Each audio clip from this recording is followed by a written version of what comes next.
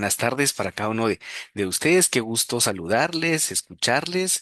Muchas gracias, estimado profesor Alipio, siempre por su apoyo y poder compartirnos y facilitarnos, pues, eh, la herramienta para poder trabajar el día de hoy y poder, pues, conversar justamente sobre este tema, pues, tan interesante en torno al diplomado en Derechos Humanos, en este caso, la mención de acceso a la justicia. Me da mucho gusto saludarles a cada uno. Comprendo que ya pues es el tercer módulo que tienen a bien el poder desarrollar, ¿verdad? Entonces pues ya han tenido ustedes la oportunidad de escucharse, de ir compartiendo y pues en esta ocasión vamos a trabajar la primera clase presencial de nuestro módulo de exigibilidad y justiciabilidad de los derechos humanos. Vamos a hacerlo en dos etapas, ¿verdad? El día de hoy la primera, el día 18 de agosto la segunda, para ir pues ya concluyendo y que pues tengan ustedes el resto de los días para poder generar su trabajo final del curso. Me da gusto verles por acá. Entiendo que habemos ahorita pues 6 personas en la sala. Si gustan de manera muy rápida, yo sé que seguramente ustedes ya se conocen y han tenido a bien el poder compartir, pero quisiera que pues si gustan en cuestión de unos 30 segundos o un minuto, de manera pues en un orden voluntario, pues me puedan compartir rápidamente de dónde son, ¿verdad? Desde qué país están ustedes conectados y cuál es su área de incidencia, ¿verdad? Si es pues en el sector público, en el sector privado, más o menos para poder también enfocar, ¿verdad? La sesión del día de hoy y que pueda ser, pues por supuesto, más fructífera para ustedes, ¿ok? Entonces, iniciamos. Em, Tenemos por acá conectada a Clarisa, a Jesús, a Osman y a Valentina. A ver quién nos quiere compartir inicialmente, por favor. Buenas tardes, no sé si me escuchan bien. Excelente, Sí, Clarisa, bien. adelante, por favor. Un placer, mi nombre es Clarisa Peña. Yo soy de Guatemala, soy del interior del país y por motivos laborales estoy en el departamento de Jalapa.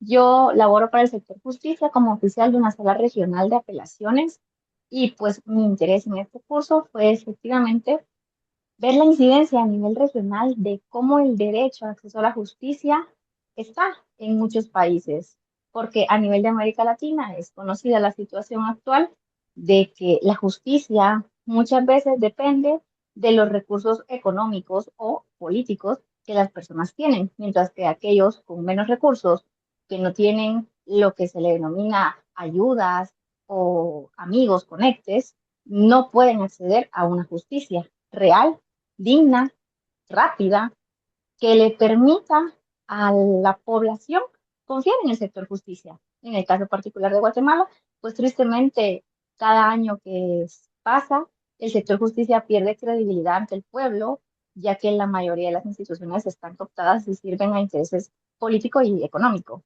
Así que este curso para mí pues, es de mucha relevancia para conocer cuál es el panorama y cuál es la realidad de nuestra región.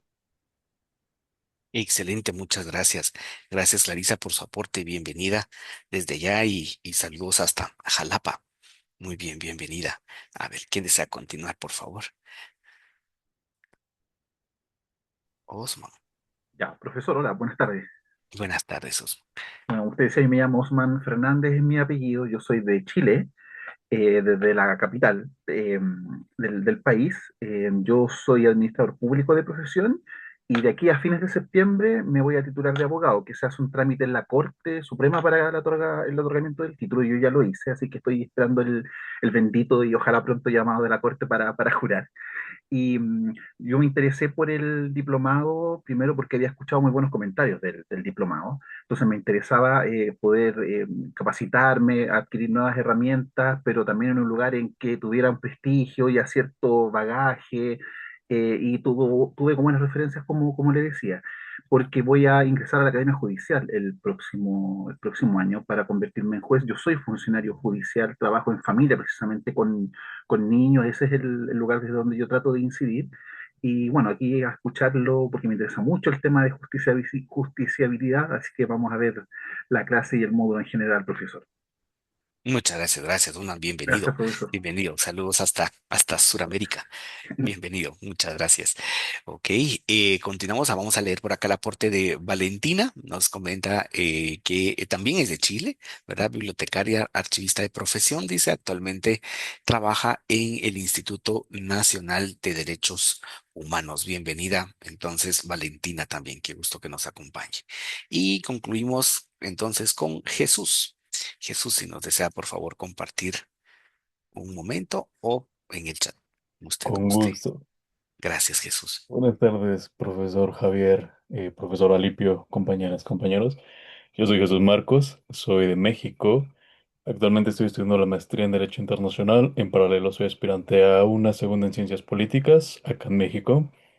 Mi experiencia no ha sido en el ámbito judicial, sino más a través de la Secretaría de Relaciones Exteriores en tema de política internacional y derecho internacional, específicamente en tratados de ante Naciones Unidas en materia ambiental, derechos humanos, derechos de las mujeres, específicamente también pueblos vulnerables, Agenda 2030, entre otros temas.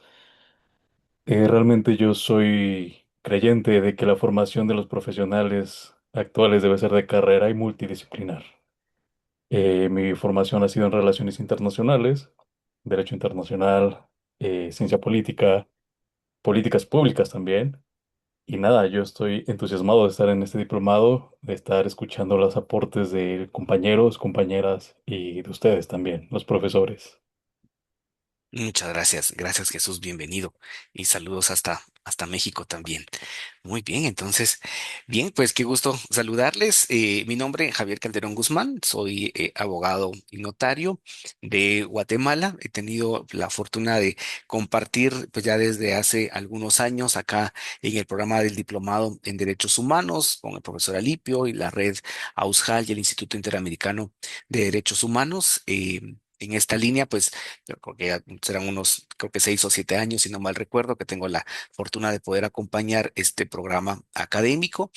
Y dentro del tema de derechos humanos, pues fiel creyente, primero del tema de la protección y garantía de los derechos humanos de cualquier persona en el planeta. ¿Verdad? Creo que esa es una de las premisas fundamentales. Y dentro de los elementos que pues puedo compartirles, ¿verdad? Pues abogado en materia de derechos humanos, también he tenido la oportunidad de formarme en este tema en la Universidad Autónoma de Madrid y en la Universidad em, de Mendoza, en Argentina, ¿verdad? Que pues es como de lo que les puedo rápidamente compartir en este tema de derechos humanos.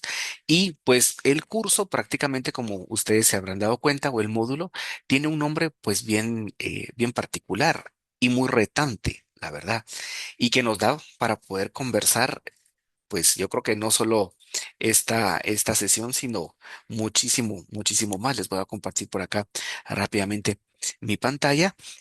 Y cuando estamos adentrándonos ya a esta siguiente etapa del diplomado, el módulo número 3 nos habla sobre la exigibilidad y justiciabilidad. Y hay dos términos bien interesantes que vamos a ir repasando y que vamos a ir analizando con detenimiento. Sucede que, si bien es cierto, cuando hablamos del tema de derechos humanos, tenemos pues varios documentos, tratados internacionales en materias específicas de niñez, de mujeres, de pueblos indígenas, garantías judiciales, protección judicial, medio ambiente, y está, digamos, pues el catálogo como tal, ¿no? En el ámbito nacional, en algunos estados un poco más desarrollado, un poco más de reconocimiento. En otros estados todavía estamos en el proceso, ¿no? De irlos reconociendo, de que fuesen positivos y que fueran sobre todo, pues de cumplimiento y observancia obligatoria por parte del Estado, ¿no? A partir de ahí, pues también existen instrumentos o normativa internacional que recuerden ustedes, los estados van reconociendo, van ratificando, pues de conformidad también a pues diversos factores que intervienen en la justicia nacional o también en el ámbito internacional, claro está, ¿verdad? Entonces, el punto central para iniciar la conversación el día de hoy es tenemos elementos de protección de derechos humanos en el ámbito nacional y también en el ámbito internacional, ¿verdad? Existen esos documentos. Algunos pues están todos ratificados por los estados, otros vamos en el camino, pero el punto al que queremos partir en este módulo es cómo los hacemos exigibles, es decir, de qué manera eso va a pasar de un documento que se encuentra escrito, de un tratado, de una norma, de una ley, de una constitución, a ya poderlos ver en la vida real como un elemento que sea más tangible, ¿verdad? Y que como Estado podamos decir, si estamos cumpliendo, si estamos validando, la población si goza de esta garantía, de esta premisa, ¿verdad? Para la población, ¿cómo los puedo exigir? ¿Verdad? Que sería como la otra parte, ¿no? Yo leo mi constitución y es ahí una carta a Santa Claus, ¿verdad? Con todo lo que el Estado me ofrece. ¿Cómo hago para que el Estado me cumpla? ¿Verdad? ¿Cómo yo, ciudadano común, tengo las herramientas para exigirle al Estado ese cumplimiento? Si hablamos de la primera palabra, ¿no? Exigibilidad. Y si hablamos de la segunda, de justiciabilidad, este es un reto mayor, porque cuando hablamos de que un derecho humano se vuelve entonces justiciable, es decir, un órgano jurisdiccional, una corte, en el ámbito nacional o en el ámbito internacional, va a indicar a través de un fallo judicial, ¿verdad? El cumplimiento de este derecho y si no se da, entonces una consecuencia. Si lo vemos en el plano internacional, la consecuencia naturalmente para el Estado.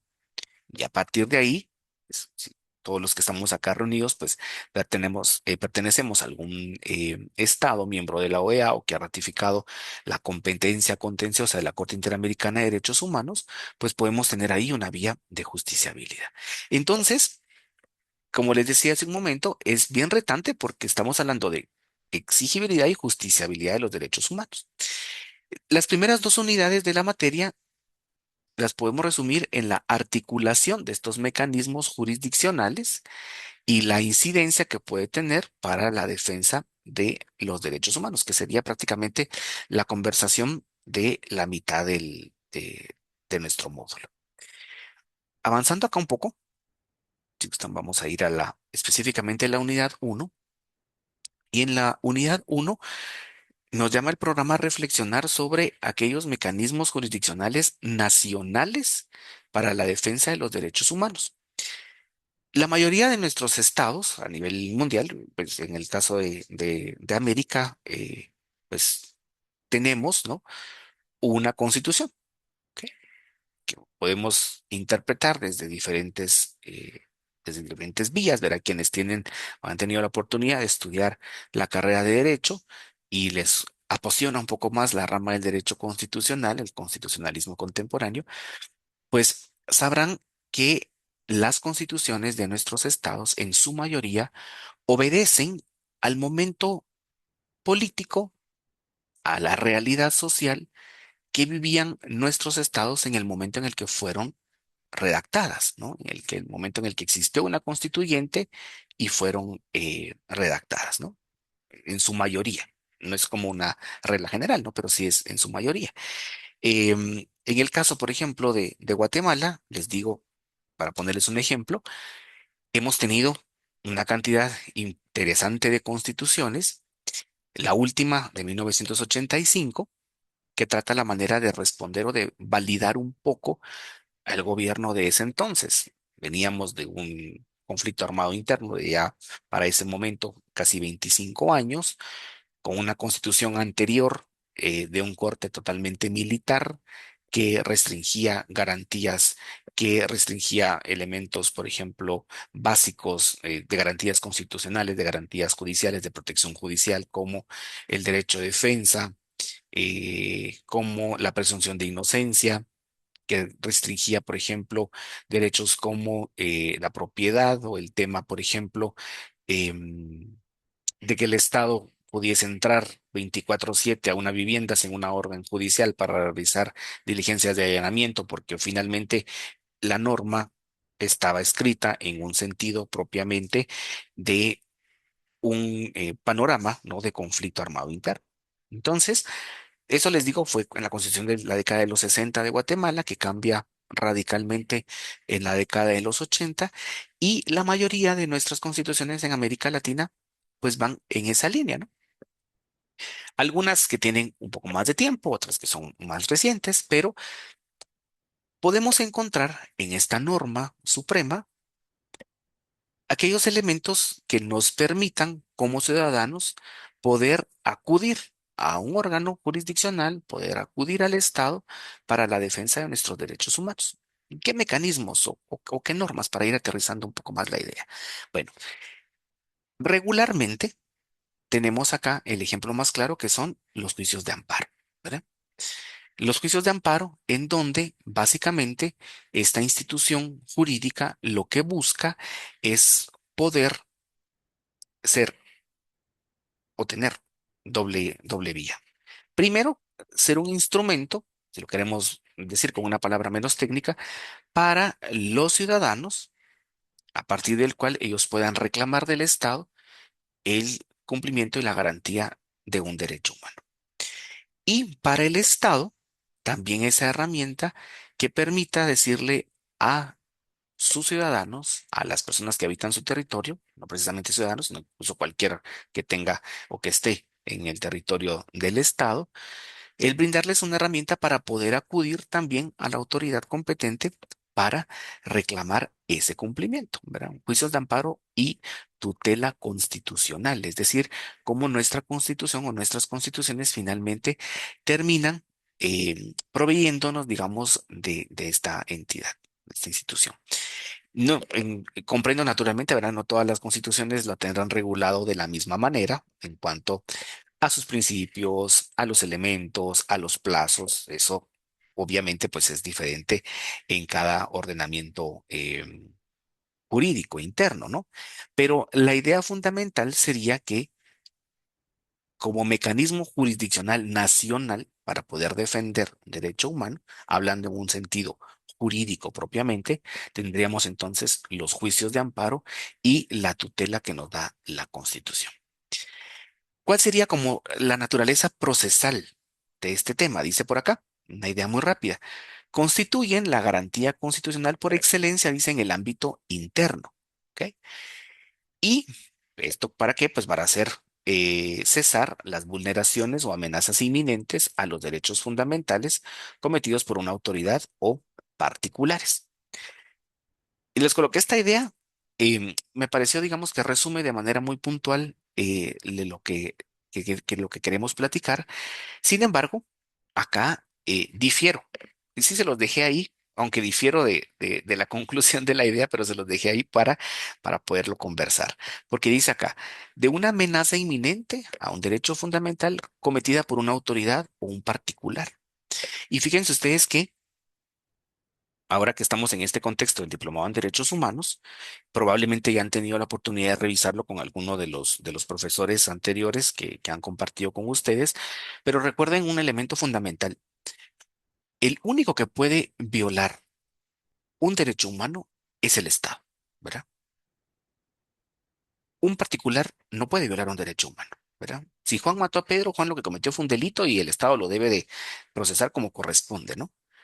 Diferente es que Juan mató a Pedro, pero Juan era un agente del Estado, era un, por ejemplo, un policía, ¿no? Ah, eso ya es diferente. Y esta conversación, fíjense ustedes que es bien interesante porque ya la jurisprudencia de la Corte Interamericana también nos lo ha dejado muy en claro. El Estado es el único que puede violar un derecho humano. ¿Ok? Naturalmente, el Estado va a actuar a través de sus agentes estatales. ¿Y quiénes tienen esa calidad de agente del Estado? Bueno, cualquier empleado o funcionario público, ¿ok? Que esté ya sea en un órgano administrativo o en un órgano judicial. ¿Ok? Porque también es importante hacer acá una referencia.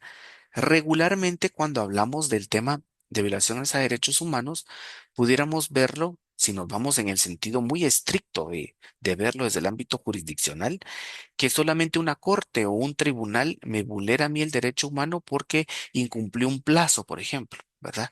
O porque no resolvió en tiempo, o porque hubo inconveniente con la notificación, o finalmente porque la sentencia no fue de la manera en la que yo buscaba que el tribunal o el juez resolviera el caso, ¿no? Que resolviera a mi favor o a favor de mi patrocinado. Entonces, a veces lo concebimos únicamente como lo que hace el Estado a través de una corte, pero no es así. El Estado también puede violar un derecho humano a través de un órgano administrativo. Estamos hablando de salud, por ejemplo, educación, vivienda, seguridad.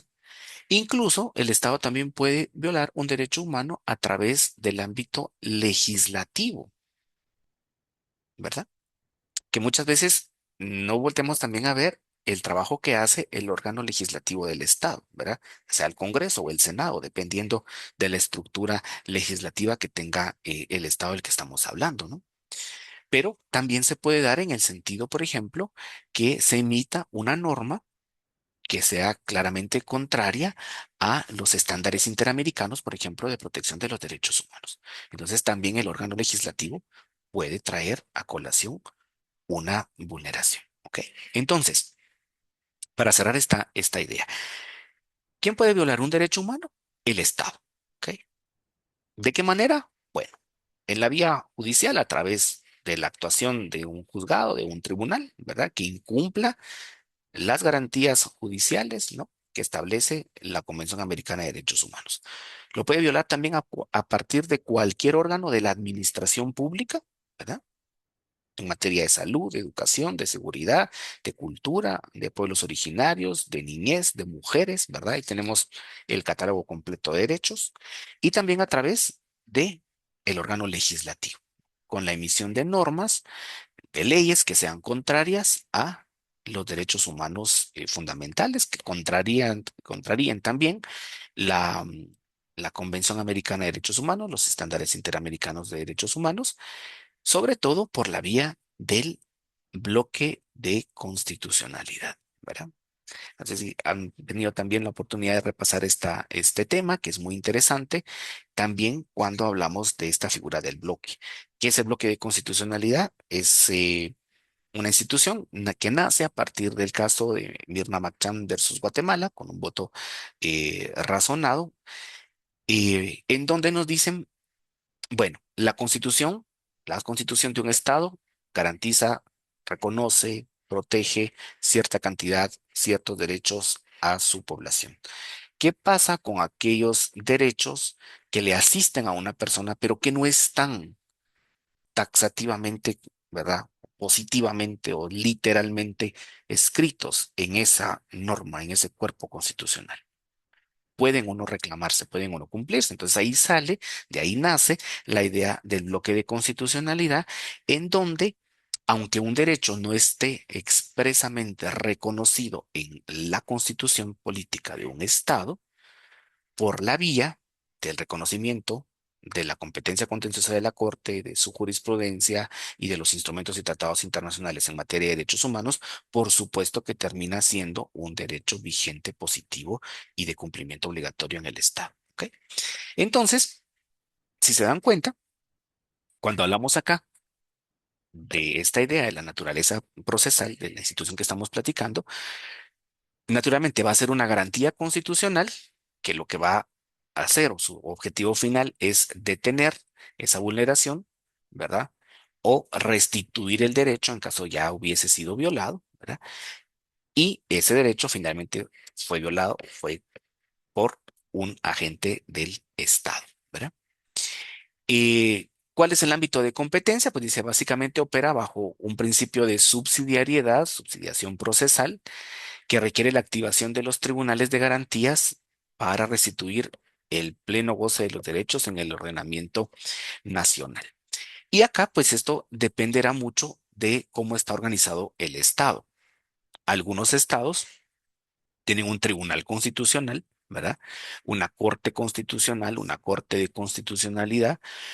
Otros estados, dentro de la misma estructura de la Corte Suprema de Justicia, tendrán una sala de lo constitucional, tendrán un, un, apartado, digámoslo así, dentro de su estructura orgánica, una sala, una dependencia que se encargue justamente de este análisis, ¿verdad? Porque finalmente, pues no es que todos nuestros estados estén en la misma línea, ¿no? Dependiendo naturalmente de cuál es la estructura del estado. Pero de manera independiente se llame Corte Constitucional, Tribunal de lo Constitucional, Sala de lo Constitucional, el elemento sigue siendo el mismo, el objetivo sigue siendo el mismo, ¿no?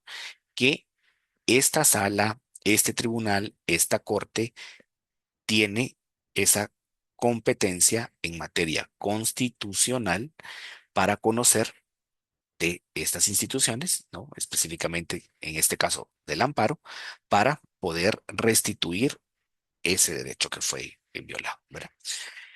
Y que naturalmente no depende solo de la sala de lo constitucional, ¿verdad? Porque, por ejemplo, en el caso de Guatemala, les pongo el ejemplo. Si alguien nos quiere compartir cómo funciona en su país, pues enhorabuena, también no lo puede compartir, siéntanse ahí en la libertad de abrir su micrófono y compartirlo. Por ejemplo, acá, dependiendo, ¿verdad? Contra quién se plantea la acción de amparo, pues depende el tribunal que lo conozca, ¿no? Puede ser un juzgado de instancia, puede ser una sala de la Corte de Apelaciones, que sería en nuestra estructura la segunda instancia, puede ser la Corte Suprema de Justicia o la Corte de Constitucionalidad. Esa es la estructura que nosotros tenemos, ¿no? Pero ahí pues prácticamente ya tendríamos que entrar a ver cuál sería como la específica de cada uno de nuestros estados, ¿ok? Ahora bien, yendo un poco más al tema procesal, ¿verdad? El procesalismo constitucional y estas garantías de las que estamos conversando, pues tenemos acá tres elementos a destacar. Primero, las medidas cautelares o que tienen como objetivo final la suspensión, ¿verdad? Dice acá, es un instrumento inmediato para congelar el acto violatorio, evitar daños irreparables durante la tramitación del proceso judicial, ¿verdad? Les podría hablar, por ejemplo, en este caso, de la figura del amparo provisional, ¿verdad? Que si la Corte verifica que hay elementos suficientes para poder creer que en efecto se está vulnerando este, este derecho, bueno, pues detengamos ese acto, ¿no? A través, por ejemplo, de un amparo provisional, ¿verdad? Pero finalmente esto queda a discreción del tribunal que está conociendo de la acción, porque tampoco es no es una regla general, ¿verdad? Sino dependerá del análisis que realice el tribunal. Luego, los límites de acceso. Acá tenemos un elemento también importante a destacar porque quien está reclamando pues debe de tener esa legitimación activa. Y en muchos casos, esa legitimación es cuestionada, ¿verdad? Interés jurídico versus interés legítimo, les coloco yo acá, ¿verdad? Que determina quiénes pueden interponer una acción de protección, ¿ok? Que en principio pues tendría que estar, ¿no? Y tendría que ser de un acceso general para todos los ciudadanos, pero naturalmente como en derecho corresponde, pues tenemos que probar que en efecto tenemos esa legitimación, es decir, que el derecho sí nos asiste para poder reclamar su estricto cumplimiento. Imagínense tampoco si judicialmente no tuviésemos la legitimación, pues también sería un desborde, ¿no? De solicitudes y quién tiene el derecho de actuar o quién no, ¿verdad? Sin embargo, el acceso, ¿no? Ahí ya entramos un poco más al tema del derecho de acceso a la justicia, ¿ok? Quienes sí pueden hacerlo, quienes pueden tener la procuración de un profesional del derecho, alguien que conozca, que pueda redactar, no sé, el escrito, ya sea de manera, dependiendo, ¿no? Si en algún momento podría ser verbal, si aplica la escritura, dependiendo la norma de cada estado, ¿no? Y por último, la justiciabilidad de los DESCA, que fíjense ustedes que esto ha sido bien interesante también porque hemos tenido una transición de la tutela de derechos civiles y políticos hacia los derechos económicos, sociales, culturales y ambientales. ¿En qué podemos destacar de esto en palabras rápidas? Es que, si bien es cierto, tenemos el reconocimiento de los derechos civiles y políticos y los derechos económicos, sociales y culturales, es importante ver cómo la jurisprudencia de la Corte Interamericana de Derechos Humanos ha desarrollado de una manera más amplia este concepto de DESCA, ¿ok? En donde podemos agrupar los derechos económicos, los derechos sociales, los culturales, que son los que, digamos, entre comillas, tradicionalmente se venían, digamos, reconociendo desde los pactos y tratados de la década de los 60 al paso de agregar el tema del derecho ambiental, ¿verdad?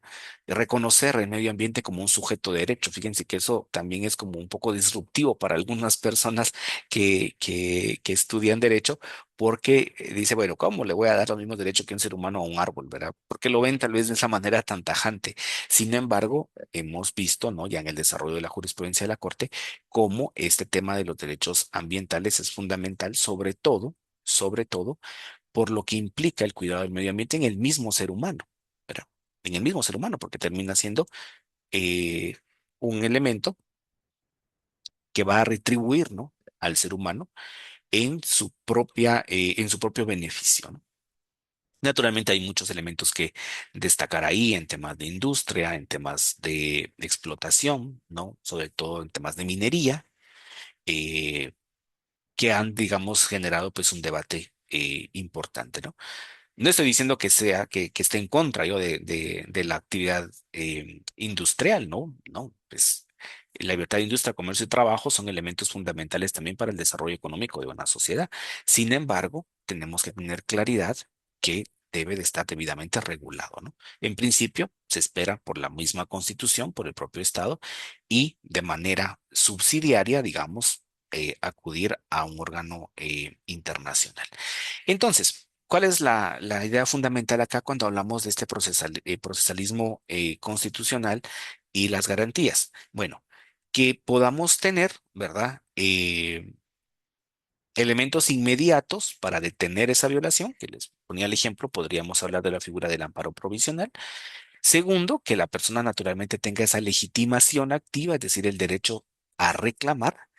Y el tercero, que ampliamos un poco más el panorama, ¿verdad? Hemos tenido avances significativos en el sistema interamericano y a partir del trabajo de la Corte para ampliar la protección, ¿no? Elementos también bien interesantes, como por ejemplo la última opinión consultiva que recibe la Corte sobre incluso el tema del derecho humano a la democracia. Creo que estamos ahí un poco pendientes de lo que va a resultar de esta opinión consultiva, porque ahí no hablamos ni de salud, ni de educación, ni de economía, ni de medio ambiente, hablamos de democracia, fíjense ustedes. Y esto es bien interesante porque el Estado de Guatemala le dice a la Corte que nos ilustre, que nos diga si la democracia es o no un derecho humano, ¿verdad? Bueno, estamos trayendo, ¿no? A la palestra un tema pues más político, naturalmente, ¿no? Y entonces la Corte no ha resuelto la opinión consultiva. Dentro de las últimas audiencias públicas que tuvo en el estado de Brasil, recibió, perdón, si no, Marco, no fue en Brasil, fue en Panamá, recibió pues diferentes postulaciones, ¿no? De sociedad civil, de sectores organizados. Fue una discusión bien interesante. Estamos a la espera de que la Corte publique finalmente la opinión consultiva y nos diga la democracia es o no un derecho humano, ¿verdad? O es una forma de gobierno, o en qué va a resultar esto, ¿no? Es un poco controversial el análisis, ¿no? Yo como Estado obligatoriamente tengo que elegir siempre basado en el tema de la democracia o no, ¿verdad? Es interesante.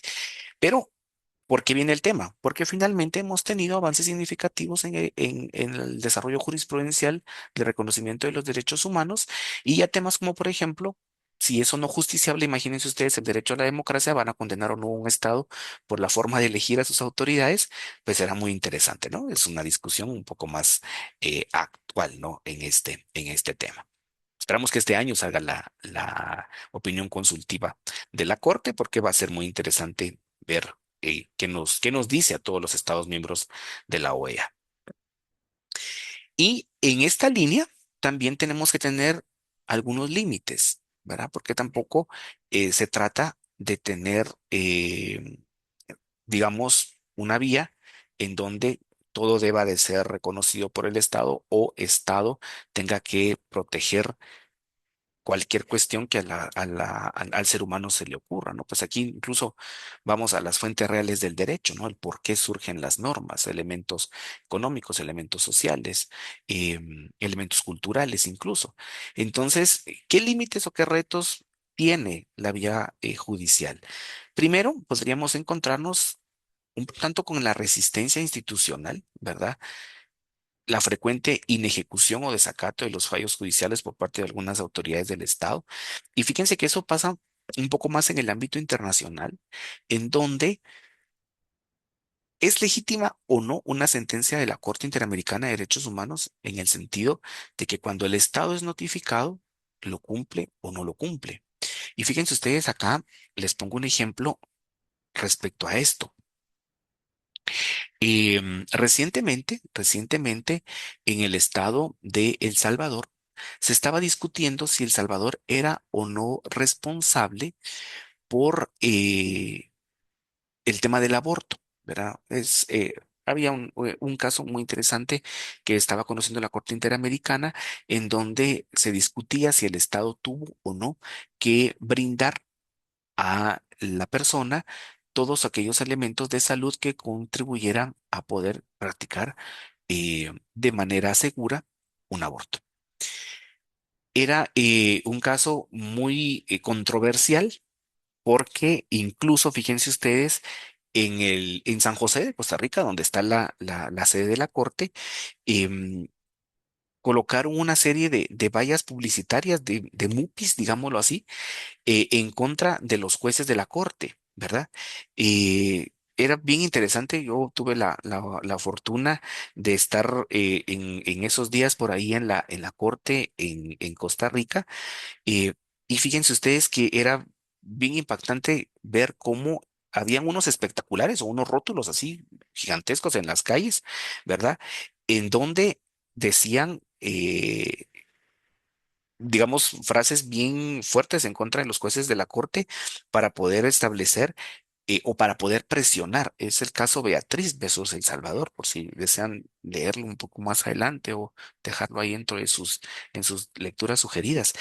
Este caso Beatriz versus El Salvador fue bien controversial y conclusión de la historia. Dice el gobierno del presidente Bukele, si la corte condena al Estado de El Salvador en el caso Beatriz, ya tenemos la respuesta. El Estado va a denunciar la Convención Americana de Derechos Humanos, vamos a desconocer la competencia contenciosa de la Corte y simplemente nos salimos del sistema. ¿Ok? Lo que sucedió hace algunos años en el caso de Venezuela, ¿no? Donde denunciaron la convención, desconocieron la competencia contenciosa de la Corte y salieron, ¿no? Entonces, existe una resistencia por parte de las autoridades estatales o de los estados de cumplir ese fallo internacional. Interesante, fíjense ustedes, porque al final la Corte dicta la sentencia. A mí, a título personal, no es una sentencia que me haya dejado una lectura agradable. No estoy diciendo que estuviese a favor o en contra de la actividad del Estado, sino porque la Corte no logra, creo yo, el respeto de todas las personas que están ahí, que naturalmente son juristas eh, de mucha trayectoria, pero no nos logran decir si es o no responsable y en qué sentido o hasta dónde se le alcanza la responsabilidad, ¿ok? Pero creo, me atrevo a emitir opinión en el sentido de que tuvo mucho que ver el papel del Estado, ¿verdad? Y las declaraciones tan controversiales del presidente de retar a la Corte en la vía diplomática incluso y de decir, cuidado con lo que van a resolver, ¿verdad? Y entonces la Corte, siendo como un poco más reservada, pues no entra a darnos una sentencia de fondo que nos diga el Estado sí es responsable por A, B, C y D y esta la condena y la cumple y punto. ¿Verdad? No lo hizo. Finalmente no lo hizo. Nos da ahí una resolución un poco eh, controversial en el sentido de que no logra aterrizar la responsabilidad. Y era un caso importante porque nos podía dar, independientemente si usted está o no a favor de la figura del aborto, pero nos podía dar bases jurídicas sólidas en el sistema interamericano para presentar incluso una discusión jurídica más importante a lo interno de los estados, ¿no? Sobre todo en materia de derechos de la mujer. Pero finalmente no lo hace, ¿ve? Hay una teoría muy interesante acá, se las voy a colocar en el, ¿cómo se llama? En el foro, que es la teoría del backlash, ¿verdad? La teoría del backlash es cuando un estado se resiste a cumplir. Tiene la sentencia, ya dijo es responsable, ya tiene ahí cuáles son las garantías, pero dice no, no cumplo, ¿verdad? Es una teoría muy interesante, que es la teoría del backlash, en donde simplemente yo tengo ahí, ¿no? Ya la sentencia lista, pero no la cumplo. Otro límite o reto importante es el tema de la mora procesal, ¿verdad? Los tiempos prolongados de tramitación que pueden retardar la eficacia en la protección formal, sobre todo si estamos frente a una amenaza inminente. Acá la Corte ya ha determinado y ha sido muy clara en establecer que para todo este tipo digamos, de procedimientos, estemos hablando del tema del amparo o de cualquier otro, ¿verdad? Existen elementos del plazo razonable, ¿no? Acá, básicamente, ya la Corte nos ha dicho que eso lo pueden encontrar en el cuadernillo número 12 cuando hablamos del derecho al debido proceso, y nos dice la Corte que tenemos varios elementos que contemplar acá, se los voy a dejar aquí en el chat. La complejidad del caso, es decir, si el caso es o no difícil de resolver, si hay o no prueba, la actividad procesal del interesado, ¿verdad? Es decir, hay o no colaboración con la justicia, ¿verdad? O hay un retardo malicioso también, y la conducta de las autoridades judiciales, es decir, cómo está actuando en este caso, digamos, podría ser la fiscalía o podría ser la procuraduría, ¿no? Dependiendo eso. Y les voy a dejar también acá lo que les decía de la teoría del backlash.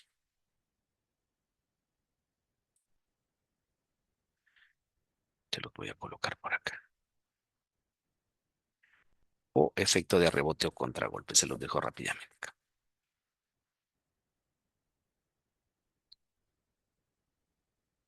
Vamos a regresar aquí. Listo. Entonces, ¿cuál termina siendo acá el punto de discusión? Cuando hablamos de esta mora procesal, que en algunos casos, digamos, es como una excusa por parte de los estados, eh, tenemos que venir acá y verificar si se cumplen con esos tres criterios que ha dicho la Corte Interamericana. Es un caso es complejo, cuál ha sido la actividad del interesado y cuál ha sido la conducta de las autoridades. Y a partir de ahí podemos establecer si este retardo es o no justificado. Y por último, tenemos la insuficiencia de litigio aislado. Acá lo que se trata es llegar a tener un litigio estratégico en materia de derechos humanos. Cuando hablamos de un litigio aislado, dice el fallo judicial es indispensable, pero raras veces es suficiente para transformar una realidad compleja. Igual que en las normas. Tenemos una cantidad de normas interesante en cada uno de los estados, pero solo existen en papel. ¿Hasta qué momento esa norma se va a hacer efectiva, positiva y que transforme la realidad? Si incumplimos la norma, vamos a la vía judicial, terminamos teniendo un fallo judicial, una sentencia, pero con la sentencia nos pasa en muchas ocasiones lo mismo que nos pasa con la norma. ¿Es capaz la sentencia per se de transformar una realidad compleja? ¿Sí o no? Y acá tenemos una teoría muy interesante también que se ha desarrollado, que es la teoría de las sentencias estructurales. No sé si ustedes han tenido la oportunidad de escuchar un poquito acerca de esto. Las sentencias estructurales básicamente son aquellos fallos judiciales que nos dicen son capaces de transformar una realidad compleja, ¿verdad? Una sentencia estructural, por ejemplo, que les puedo dar de referencia, es el caso Isabel Claudina, ¿verdad? Claudina Velázquez Páez versus Guatemala. Em, es un caso bien interesante sobre la desaparición de una mujer. Finalmente se comprueba, ¿no? Que lamentablemente fue abusada sexualmente, le dieron muerte y en fin, varias cuestiones ahí a analizar en este caso. Pero la resolución de la Corte fue adicional que el Estado de Guatemala fue responsable, ¿verdad? Por la violación de derechos humanos en este caso, la Corte le dice, tienes que tomar acciones que permitan que cuando una mujer desaparezca pueda tenerse una herramienta de búsqueda más ágil, más pronta. Ahí confluyen dos casos y entonces se crea en Guatemala la alerta Isabel Claudina, ¿verdad? Quienes son de Guatemala conocerán un poco más esta institución. ¿Qué es la alerta Isabel Claudina? Es una herramienta que permite denunciar la desaparición de una mujer y que el Estado, de manera inmediata, ¿verdad? Sin dejar pasar, que pasen 24 horas, que pasen 36 horas para empezar la búsqueda. No, se activa la alerta y de manera inmediata el Estado debe de proceder, ¿verdad? Para la búsqueda y la ubicación de la posible víctima, ¿no? Y es una alerta que básicamente se dedica a la protección, ¿no? El resguardo de las mujeres. Nace de una sentencia estructural. Entonces les digo, sí tenemos evidencia de que hay fallos judiciales que nos ayudan a transformar una realidad, ¿verdad? A partir de ahí, pues los índices de esta alerta nos dicen que si bien es cierto, hay muchas mujeres que no logran aparecer ni aún teniendo la herramienta, claro, porque ahí hay otros elementos que analizar, pero sí el Estado puede, en la mayoría de casos o en algunos casos, dar una respuesta más oportuna y que la presunta víctima aparezca. ¿Ok? Entonces, vamos ahí a analizar este tema en donde finalmente la sentencia o el fallo judicial también debería de ser capaz de transformar esa realidad. ¿Ok? Son como las ideas de la unidad uno. A ver, reacciones, comentarios, algún aporte que deseen realizar antes de irnos a la de la unidad 2. ¿No? ¿Vamos bien ahí? Ok, listo. Entonces pasemos ahora a la unidad número 2. El repaso de la unidad número 2, siempre hablando del tema de exigibilidad y justiciabilidad de derechos humanos, nos habla ya de mecanismos un poco más políticos, ¿verdad? Lo que vimos anteriormente eran más elementos jurídicos, ¿verdad? Que voy a una corte, que presento una acción, que presento una denuncia, que obtengo un fallo judicial y que a partir de ese fallo, pues el Estado me debe de cumplir, ya sea en el ámbito nacional o me fui al plano internacional y ahora el Estado es responsable a través de un agente, ¿ok? Eso es como más en el ámbito jurídico. Ahora, el módulo nos lleva a analizar también aquellos elementos políticos, que no son tanto elementos jurídicos, sino más elementos jurídicos. Y acá, dentro de estos elementos jurídicos, pues hay mucho más, incluso que hablar, diría yo, que en lo jurídico propiamente. Acá vemos inicialmente las herramientas de incidencia política. La política es maravillosa, naturalmente, porque nos permite llegar a acuerdos como sociedad, poner intereses en común y a partir de ahí construir. Hay políticos de carrera que naturalmente habrán hecho las cosas muy bien en nuestros países porque yo creo firmemente en algo y es que no podemos generalizar, ¿verdad? Cuando generalizamos, acabamos la idea, ¿no? Hay personas que naturalmente han hecho un buen trabajo, ¿no? Habrán políticos que han hecho un buen trabajo, sin duda alguna. Y hay políticos que naturalmente pues no han sido como el mejor ejemplo de lo que debe ser la política, como en cualquier ámbito, ¿no? Ahora, ¿cuál es el punto acá?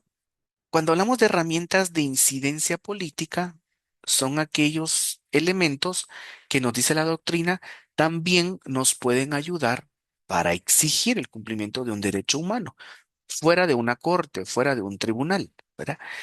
Y acá hay un elemento fundamental que es entonces la participación ciudadana, ¿verdad? La participación activa de los ciudadanos.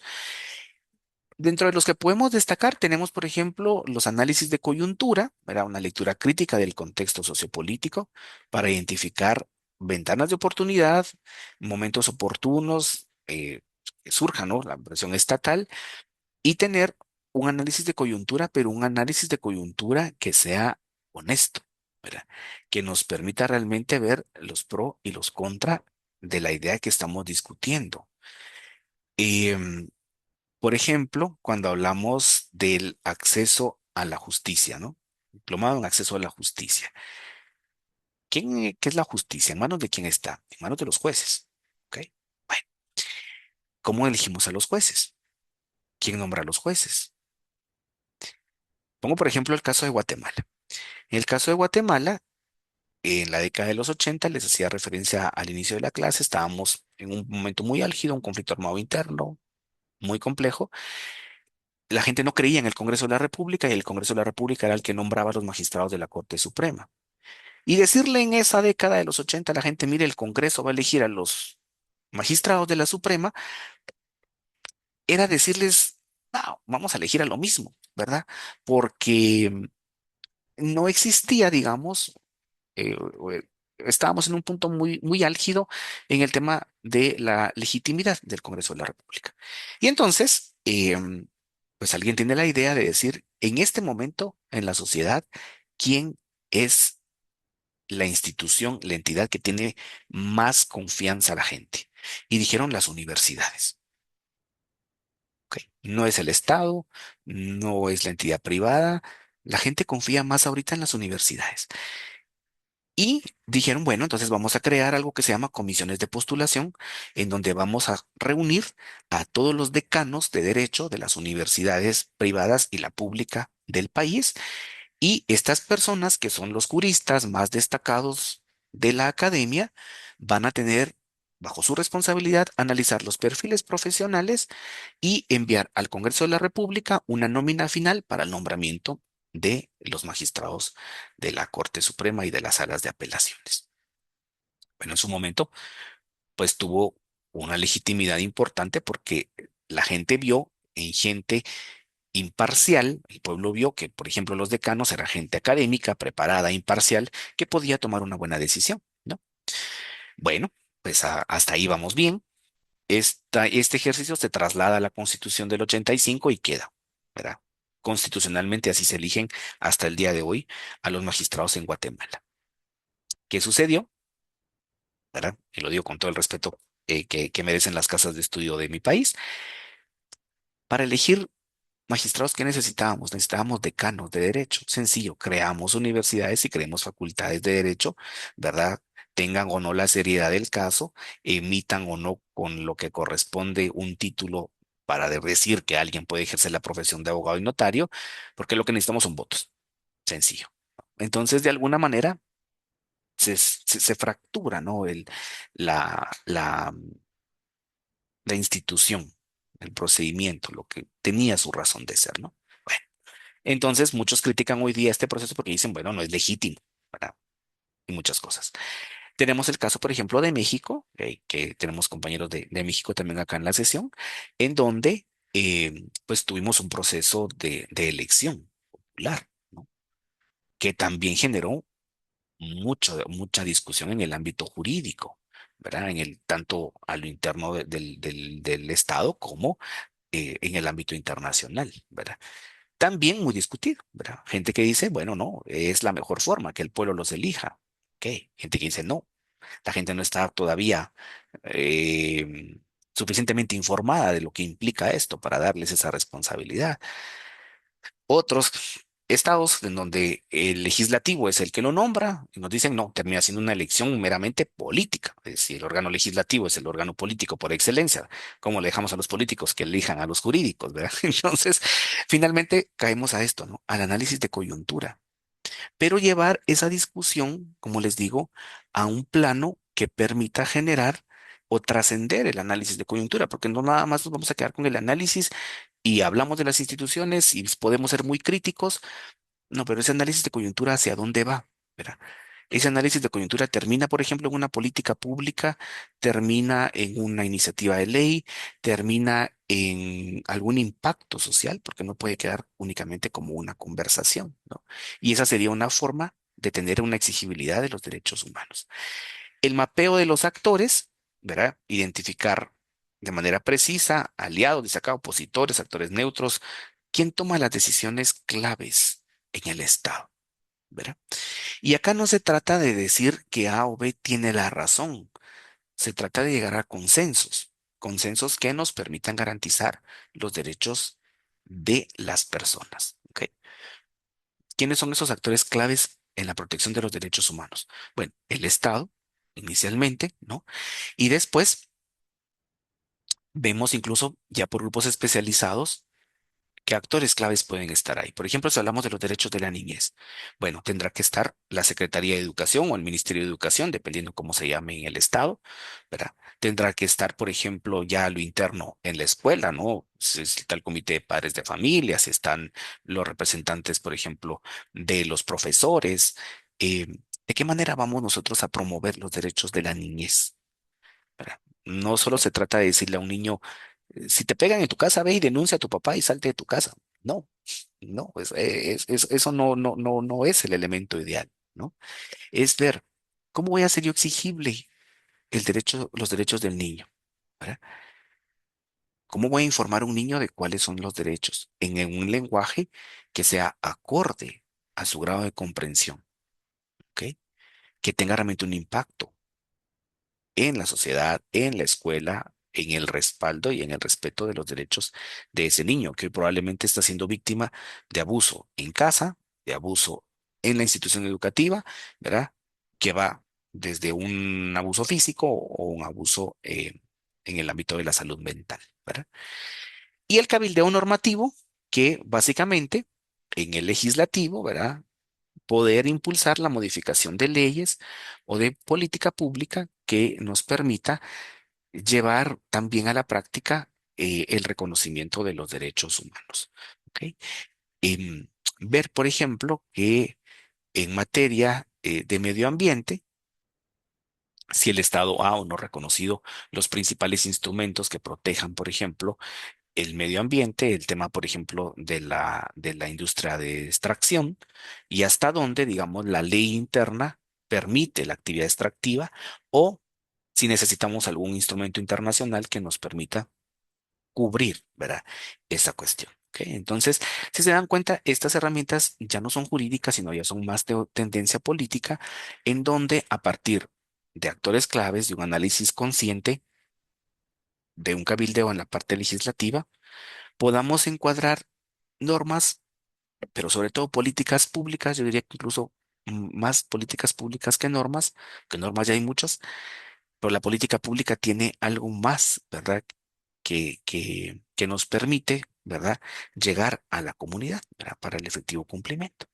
Las estrategias de comunicación que hoy día deberían de ser lo más claro y transparente posibles, sobre todo porque nuestras sociedades son sociedades en extremo polarizadas, ¿verdad?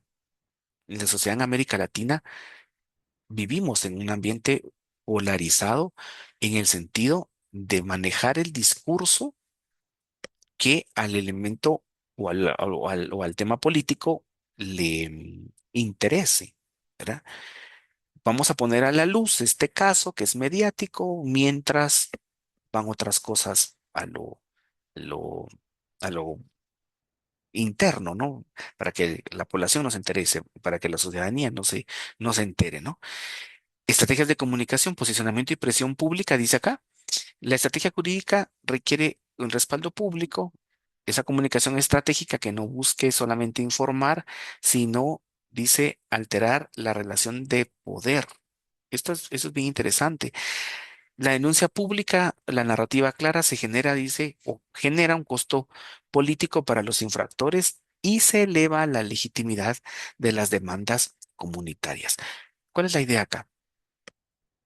Que finalmente las personas requieren, piden, exigen de su Estado, pero cuando el Estado termina siendo ausente, es en donde dicen, bueno, o sea, no hay presión pública, no existe, digamos, una comunicación clara con la ciudadanía, al contrario, se polariza la ciudadanía y finalmente terminamos hablando, aunque estemos en una misma conversación, un lenguaje totalmente distinto, ¿verdad?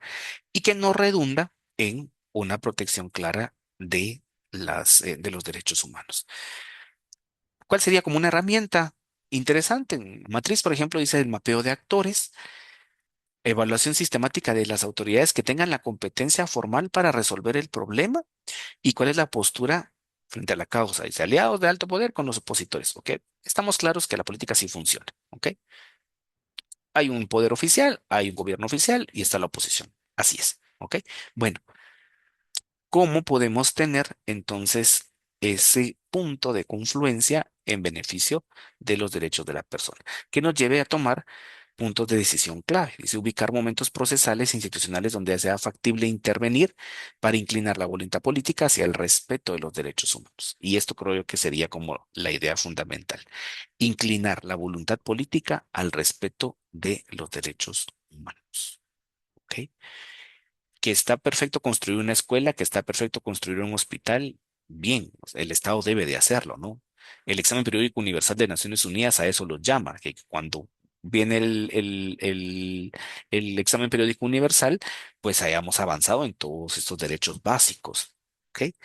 Pero no solamente como una campaña política, como un quehacer del Estado, ¿verdad? Es obligación del Estado hacerlo. El punto es está el edificio de la escuela, está el edificio del hospital, perfecto, pero ¿cómo esa voluntad política respeta los derechos humanos? ¿Cómo hacemos realidad el acceso a la educación? No solo con construir una escuela en un área urbana. ¿Cómo va a llegar esa escuela al área rural, por ejemplo? ¿Cómo vamos en América Latina a minimizar, no minimizar, perdón, a ir a una tendencia a la baja en los índices, por ejemplo, de analfabetismo?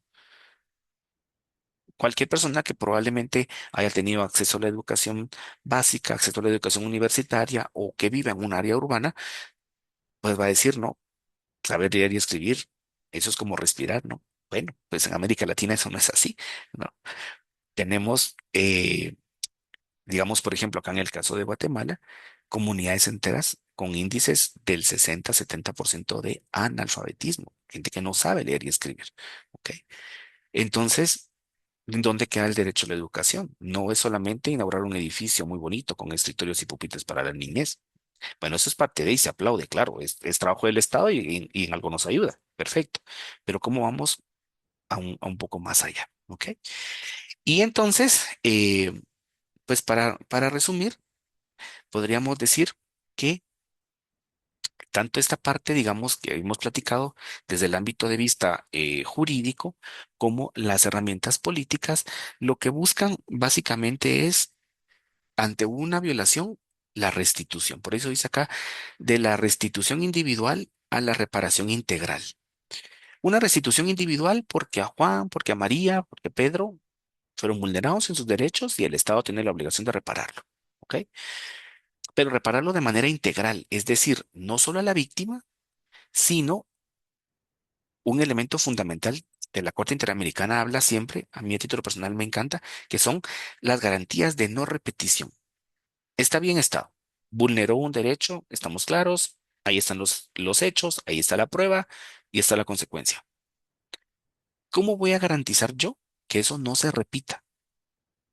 Yo me atrevo a decir que dentro de los elementos que más deberíamos nosotros destacar cuando leemos una sentencia de este tipo es en los elementos o las garantías de no repetición.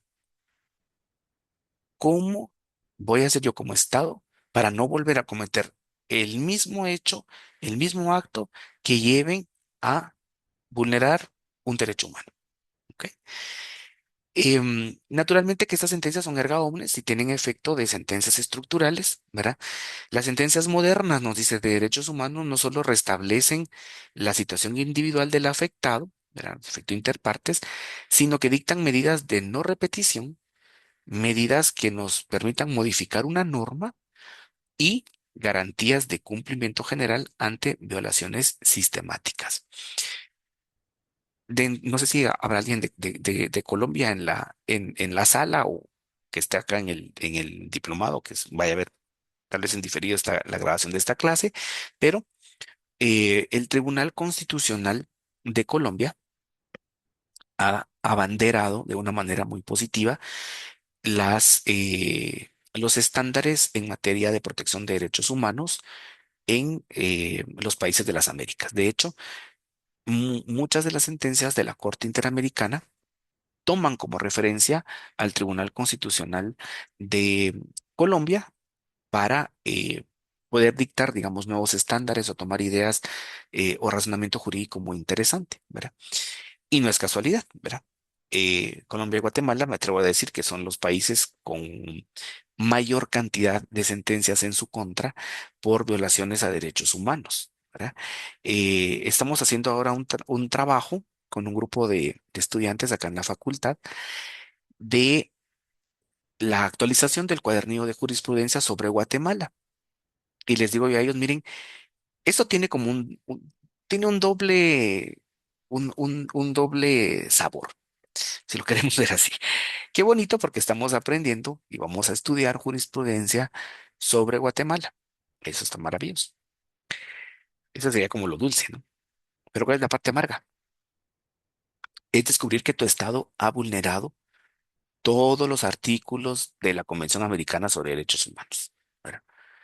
Eso es bien impactante, fíjense ustedes, que nuestro estado, de todos los derechos de la Convención, de cada uno tenga una sentencia en contra, porque hemos vulnerado la Convención completa.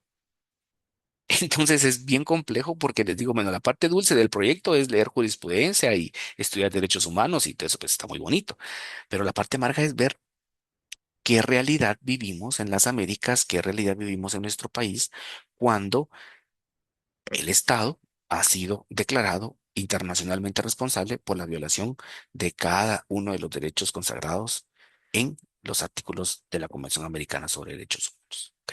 Y que tengamos esta serie de sentencias del sistema interamericano y que traigamos esto a nuestra realidad nacional y veamos hasta dónde hemos avanzado como, como sociedad, hasta dónde hemos avanzado como Estado, ¿verdad? Y es bien complejo ver que si bien es cierto en algunos elementos, en algunos temas, pues hay herramientas que son más prontas, que son más cumplidas, como por ejemplo lo que les ponía del caso de Velázquez contra Guatemala, ¿no? De donde donde surgen esas alertas de búsqueda rápida de mujeres, pero que también tenemos serios eh, pendientes, ¿no?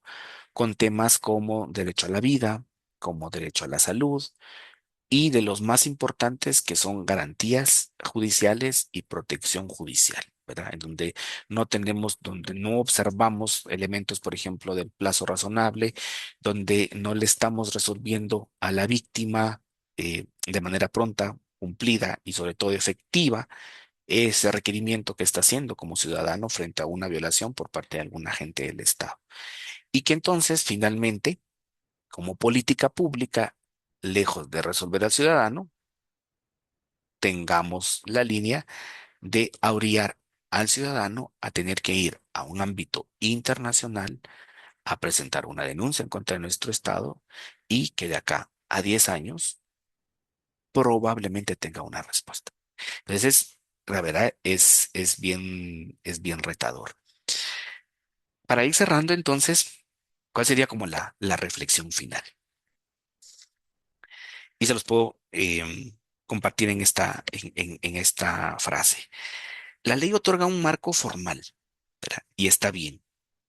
Y está bien que tengamos normativa interna y está bien que el Estado ratifique los convenios y tratados internacionales en materia de protección de los derechos humanos, porque eso nos va a dar todo el reconocimiento formal, ¿verdad? Y va a respaldar la acción del Estado y va a respaldar el derecho de exigibilidad que tiene el ciudadano. ¿Ok? Pero dice, la acción política asegura la efectividad, ¿verdad? Y entonces ahí es donde le cambiamos un poquito la idea, ¿no? Está perfecto lo jurídico, pero ¿a dónde vamos con la efectividad?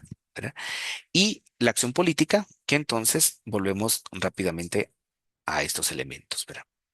Los actores claves, la necesidad de que desde la política en el legislativo se generen cambios sustanciales, ¿verdad? Pero que sea a partir de un análisis de coyuntura que pueda ser serio, que pueda generar una discusión de alto nivel y que no sea únicamente como una cortina de humo o con una sociedad polarizada que tienda a vender una idea que en la realidad va va a diferir totalmente de lo que la ciudadanía requiere, ¿no?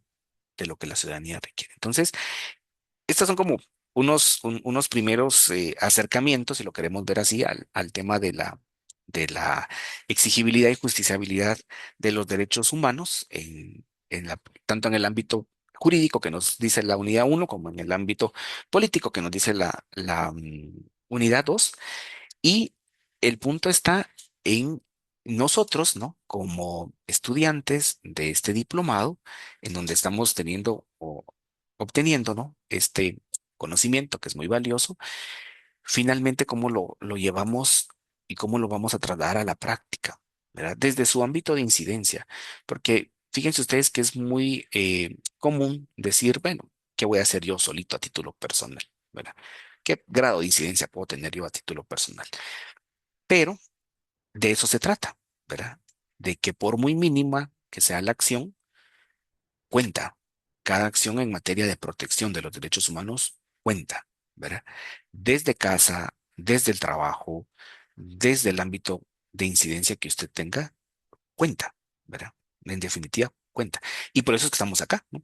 Para promover esa defensa y la garantía de los derechos humanos de nosotros, naturalmente, ¿no? Como individuos, pero también de nuestra comunidad, de nuestro país, y porque solamente a través de una plena garantía de los derechos humanos, una correcta exigibilidad y justiciabilidad, podemos entonces encaminarnos a finalmente la paz social, ¿no? A la construcción de la paz social en donde pues como dice teoría constitucional, ¿no? Gobernados y gobernantes procedamos con absoluto apego al derecho, ¿verdad? Al derecho de cada uno, ¿verdad? Entonces, pues básicamente con esto concluimos, ¿verdad? Si alguien tiene alguna duda, alguna pregunta, pues encantados de poder resolverla. Y si no, pues igual recordarles las actividades, no solo las que tienen, digamos, de cumplimiento obligatorio, ¿verdad? Sino también las optativas. La idea es generar, ¿verdad? Reflexión, que a partir de la lectura de los textos podamos ir intercambiando ideas, sobre todo nutrirnos de las experiencias de diferentes países, que esto es extraordinario acá en el diplomado, porque a partir del conocimiento y la experiencia que tienen ustedes desde cada una de sus áreas de incidencia de sus países, pues podemos eh, poner en un plano más amplio, ¿no? La discusión, ¿verdad? Entonces, con eso cerramos. Muchas gracias por su atención, sobre todo por su tiempo. Y nuevamente, gracias, profesora Lipio, por el espacio y la coordinación para la sesión del día de hoy. Muchas Realmente, mucho gracias. gusto. Saludos hasta Chile, Guatemala, México, donde se Muchas gracias, encuentren. profesor. Mucho gusto. Feliz tarde. Hasta